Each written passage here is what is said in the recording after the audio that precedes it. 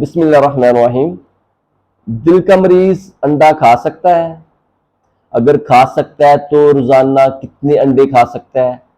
अगर किसी को ब्लड प्रेशर का मसला है, शुगर का मसला है, कोलेस्ट्रॉल का मसला है और दिल की कोई बीमारी पहले है या थी, दिल की कोई भी बीमारी हो सकती है जिसमें वेल्व का मसला हो सकता है, कोई अटैक हो चुका है पहले या फिर उसको कोई स्टंट पड़ा हुआ है या फिर उसका ऑपरेशन हो चुका है पहले, तो ये अंडा खा सकता है? अगर खा सकता है तो सिर्फ सफेदी खानी या फिर जर्दी? ये अक्सर सवाल पूछ जाते हैं मरीजों की तरफ से या फिर मरीज के घर वाले।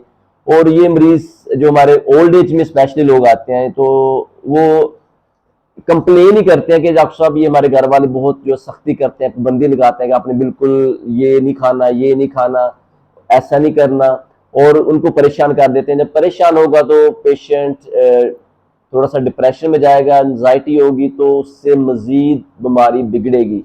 ये बात आपने अपने माइंड में रखनी है कि उनको आपने रिलैक्स माहौल देना है घर में, खुश रहेंगे तो कोई बीमारी है उस पर काफी हद तक कंट्रोल पाया जा सकता है और मरीज वो ठीक हो जाता है। लेकिन सबसे पहले मैं बता रहा हूं कि अगर आपको ब्लड प्रेशर का मसला है या दिल का मसला है तो आप अंडा खा सकते हैं। रोजाना एक अंडा आप खा सकते हैं जर्दी के साथ।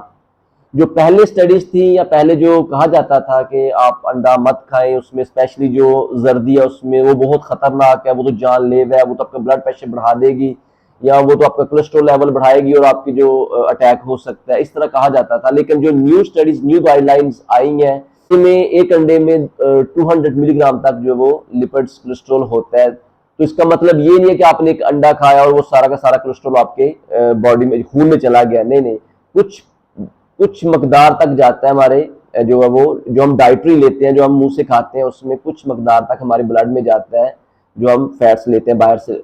लेकिन अप टू 80% मेजोरिटी जो है, ज्यादातर जो हमारा कोलेस्ट्रॉल बनता है हमारा जिगर बनाता है और वो जो ब्लड में जाता है।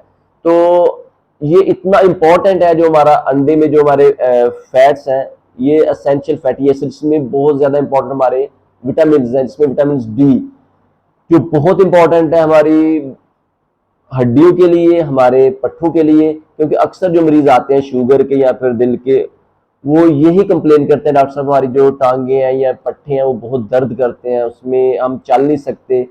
तो यही सबसे सबसे बड़ी वजह यही है कि वो अपनी प्रॉपर डाइट नहीं लेते जितनी उनको डाइट चाहिए। अगर वो डाइट नहीं लेंगे प्रोटीन और या फिर फैट्स, तो क्या होगा कि उनकी जो कमजोरी आ जाएगी, पट्टों में कमजोरी आएगी, तो वो फिर कहते हैं डॉक्टर साहब ताकत की गोली लिख दें या इस तरह कर दें।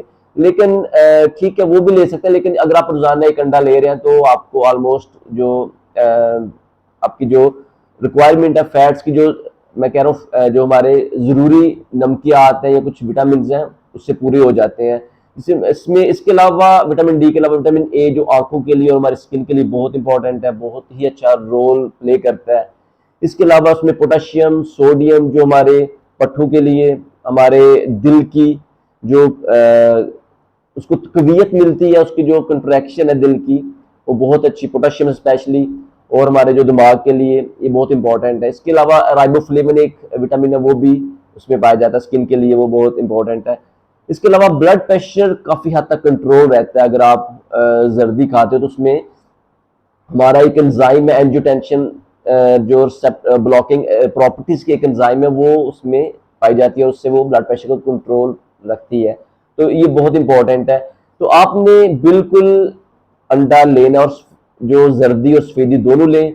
अगर आपने सिर्फ सफेदी लेने, फिर आप 2 अंडे रोजाना ले सकते हैं और बाकायदगी से लें। आपके जो उसमें पट्ठों का जो मैस है वो भी ठीक रहेगा, वो कम नहीं होगा, आपको वैसे भी आपको एनर्जी मिलेगी और आप थोड़ा सा ताकतवर महसूस करेंगे और सेहतमंद महसूस करेंगे।